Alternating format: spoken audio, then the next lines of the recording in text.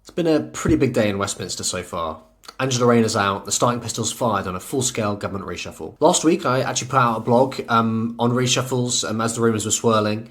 It looks at reshuffles since the 80s and asks what they can tell us about how Starmer's likely to play his. Labour made a big thing about stability in the run-up to the election and saw keeping people in post as long as possible as part of this, and that's quite right, particularly at a time when British people are asking, can governments get anything done anymore? If you look at major companies, people tend to spend over 30 months in role on average before they're promoted. Since Margaret Thatcher, frontbenchers have spent just 16 months in post. And this has been getting worse in time. So, look in the early 80s, ministers were in post for 20 months on average.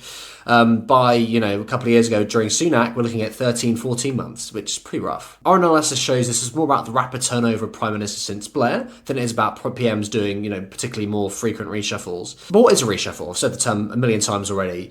We've defined it as basically when 10% of government frontbenchers change posts. On average, Prime Ministers tend to wait 13 months until they do the first one. Starmer's waiting about 14 months now.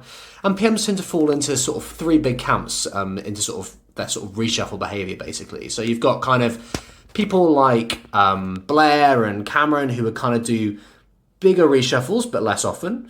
You've got people who do smaller but more frequent reshuffles. So Sunak and Thatcher both had this kind of behaviour. And then you've got people like Boris Johnson who did quite a lot of reshuffles that were all quite big. So based upon sort of how Starmer's played things so far, and is the kind of rhetoric about, stability and that kind of thing, and that he's waited 14 months, we probably think he's probably going to be in the sort of the bigger but less frequent camp. And, based from now with Cooper and Lammy all changing posts, it looks like this one's going to be a pretty big one. We'll have more analysis in the coming days, but for now you can check out the blog every day on reshuffling over on our website.